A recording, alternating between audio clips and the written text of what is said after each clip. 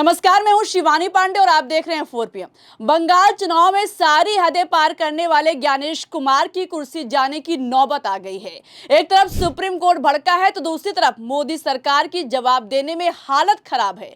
तो कैसे ममता बनर्जी के दांव ने भाजपा की नींव हिला दी है और बंगाल नतीजे कैंसिल होने की नौबत आ गई है, इस पर जानकारी देने के लिए हमारे साथ प्रियंका जी मौजूद है। प्रियंका जी, क्या बंगाल चुनाव में हद पार करने वाले ज्ञानेश कुमार सुप्रीम कोर्ट में फंस गए हैं? बहुत बुरा फंस गए हैं। और बंगाल चुनाव के नतीजे किस तरीके से मोदी सरकार के ताबूत की आखिरी कील साबित होने वाले हैं, इसके लिए इस वक्त की सबसे बड़ी खबर देखिए। खबर निकलकर सामने आई है सुप्रीम कोर्ट से। आपको बता दें कि सुप्रीम कोर्ट में चुनाव आयुक्तों की नियुक्ति से जुड़ी याचिका पर सुप्रीम कोर्ट जबरदस्त भड़का है और इतना भड़का है कि अब तक की सबसे तल्ख टिप्पणी करते हुए सुप्रीम कोर्ट जस्टिस ने यहां तक कह दिया है कि ये बहुमत की तानाशाही है। मतलब किस तरीके से भारतीय जनता पार्टी ने अपने बहुमत के दम पर तानाशाही चलाई, ये किसी से छुपा हुआ नहीं है। और हद तो तब पार हो गई कि जब बंगाल चुनावों में मुख्य चुनाव आयुक्त ने सारी की सारी मर्यादा पार करके रख दी है। एक तरफ बंगाल चुनाव के नतीजे निकलकर सामने आए,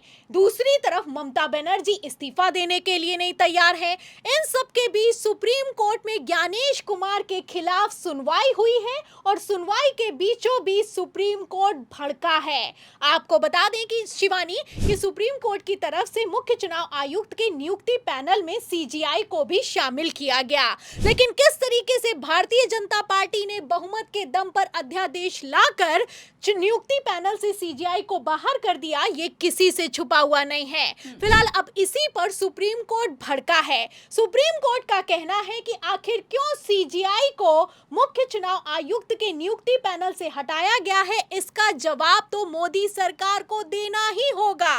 मतलब साफ हो चुका है कि अब सुप्रीम कोर्ट में चुनाव की धांधली की जड़ को पकड़ लिया गया है, क्योंकि जब भी चुनाव होता है तो हर बार ज्ञानेश कुमार पर सवाल खड़े होते हैं। और ज्ञानेश कुमार किस तरीके से गृह मंत्री अमित शाह के बेहद करीबी हैं, आप जानती हैं। फिलहाल अगर ज्ञानेश कुमार की नियुक्ति की बात की जाए तो नियुक्ति पैनल में प्रधानमंत्री नरेंद्र मोदी, गृह मंत्री अमित शाह और नेता प्रतिपक्ष राहुल गांधी मौजूद थे। राहुल गांधी ने पुरजोर विरोध किया, लेकिन फिर भी ज्ञानेश कुमार को मुख्य चुनाव आयुक्त बनाने के लिए किस तरीके से मोदी शाह ने अपना पूरा सिस्टम लगा दिया, आप जानती हैं। फिलहाल इसी को लेकर अब पेच फंस गया है, क्योंकि सुप्रीम कोर्ट ने अचानक से मुख्य चुनाव आयुक्त की नियुक्ति के खिलाफ सुनवाई शुरू कर दी है। खबर निकलकर सामने आई कि सुप्रीम कोर्ट ने कहा कि यह मामला सबसे जरूरी है और इस पर सबसे पहले सुनवाई होगी। आपको बता दें कि मोदी सरकार की तरफ से इस सुनवाई को टालने की कोशिश की गई, लेकिन इस कोशिश को भी सुप्रीम कोर्ट ने खारिज कर दिया। और सुप्रीम कोर्ट में जैसे ही सुनवाई शुरू हुई है, उसके बाद से अब मोदी सरकार की जवाब देने में हालत खराब हो गई है, क्योंकि सीजीआई को मुख्य चुनाव आयुक्त के नियुक्ति पैनल से क्यों बाहर किया गया, इसको लेकर मोदी सरकार के पास कोई जवाब नहीं है। क्योंकि अगर आप इतने निष्पक्ष हैं तो सीजीआई को हटाने का मतलब ही क्या बनता है।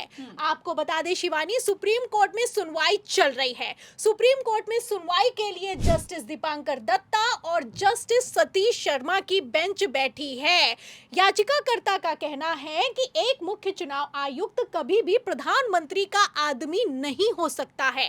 मुख्य चुनाव आयुक्त को निष्पक्ष होना चाहिए। मुख्य चुनाव आयुक्त को किसी पार्टी से जुड़ा हुआ आदमी नहीं होना चाहिए। फिलहाल इसी पर जब सुनवाई हुई तो सुनवाई के दौरान प्रशांत भूषण ने दलील देते हुए कहा कि जो भी पार्टी सत्ता में आती है वो अपने फायदे के लिए कानून का इस्तेमाल करती है और स्वतंत्र चुनाव आयोग की मांग को भूल जाती है। इसी पर जस्टिस ने एक टिप्पणी की और ये टिप्पणी अब सोशल मीडिया पर ट्रेंड कर रही है।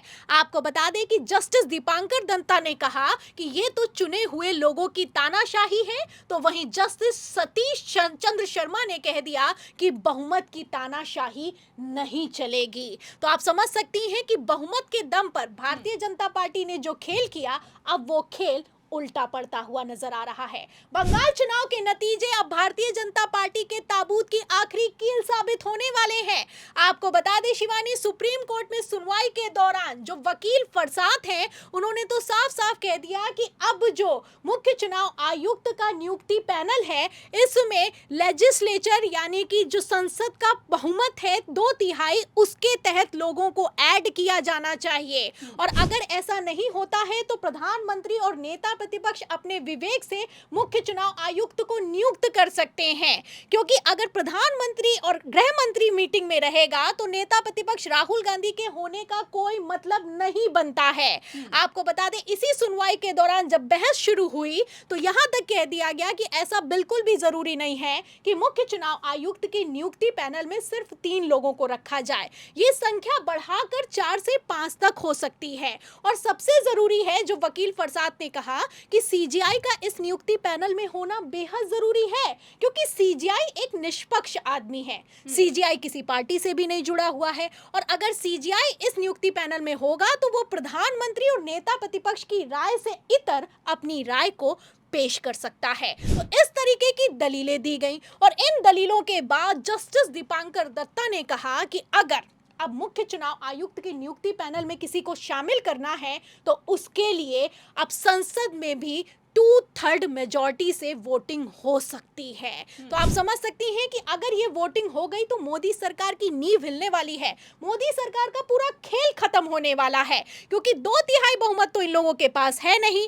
2/3 बहुमत होता है लगभग 352। अब ये सीटें तो इनके पास है नहीं, इसीलिए इनका जो नारी वंदन ये लोग बिल लेकर आए थे वो भी कैंसिल हो गया। फिलहाल इसी के चलते जैसे ही सुप्रीम कोर्ट ने ये बयान दिया है, उसके बाद से पूरा खेल फंस गया है। खबरें तो यहां तक निकलकर सामने आ रही हैं कि सुप्रीम कोर्ट जितना सख्त है, ऐसे हालातों में अगर मुख्य चुनाव आयुक्त की नियुक्ति को कैंसिल कर दिया गया तो मुख्य चुनाव आयुक्त के अंडर जितने भी चुनाव हुए हैं वो भी कैंसिल होने की नौबत आएगी। क्योंकि यहां पर मैं आपको बता दूं कि जो वकील फरसात हैं, उन्होंने कहा कि जो नियुक्ति हुई है उसको कैंसिल अभी कर सकते हैं, लेकिन अगर उनके अंडर हुए चुनावों को भी कैंसिल कर दिया गया तो भयंकर बवाल खड़ा होने वाला है। क्योंकि हरियाणा से लेकर महाराष्ट्र तक किस तरीके से खेल हुआ, बिहार के चुनावों में क्या हुआ, ये आप जानती हैं। फिलहाल अगर पिछले चुनावों को कैंसिल नहीं किया जा सकता है तो अभी बंगाल चुनावों में गुंजाइश बाकी है, क्योंकि बंगाल चुनावों में तो अभी शपथ ग्रहण भी नहीं हुआ। बंगाल चुनावों में तो अभी किसी तरीके से किसी ने कार्यभार भी नहीं संभाला। ऐसे हालातों में अगर ज्ञानेश कुमार की कुर्सी जाती है या फिर कि मुख्य चुनाव आयुक्त का चुनाव फिर से होता है तो बंगाल में भी फिर से चुनाव होने की नौबत आ सकती है। आपको बता दें कि जो ममता बनर्जी ने इस्तीफा नहीं देने का दांव चला है, ये अपने आप में बहुत बड़ा दांव है। ममता बनर्जी ने कह दिया है कि राष्ट्रपति शासन लगाना है, जो करना है वो कर लो, हम इस्तीफा तो नहीं देंगे। ममता बनर्जी का कहना है कि सुप्रीम कोर्ट से लेकर इंटरनेशनल अदालत तक जाएंगे। तो एक तरफ ममता बनर्जी अड़ गई हैं, दूसरी तरफ सुप्रीम कोर्ट में ज्ञानेश कुमार फंस गए हैं। सुप्रीम कोर्ट में ज्ञानेश कुमार सिर्फ फंसे नहीं है, मोदी सरकार का पूरा खेल फंस गया है। अब फिलहाल जिस तरीके से ये सुनवाई चल रही है और अचानक से सुप्रीम कोर्ट ने एक्शन लिया है, ऐसे हालातों में बंगाल के चुनावों का क्या होगा, ज्ञानेश कुमार की नियुक्ति का क्या होगा, और ज्ञानेश कुमार चले गए तो भारतीय जनता पार्टी का क्या होगा, ये देखना होगा। तो ममता बनर्जी के दांव ने जैसे सुप्रीम कोर्ट को सुनवाई करने के लिए मजबूर कर दिया, ऐसे हालातों में अगर ज्ञानेश कुमार की कुर्सी गई तो उनके अंडर में हुए चुनाव का क्या होगा, इस पर आपको क्या लगता है, अपनी राय बताइएगा। वीडियो को लाइक और शेयर कीजिएगा, ज्वाइन कीजिएगा और देखते रहिए 4 PM। नमस्कार।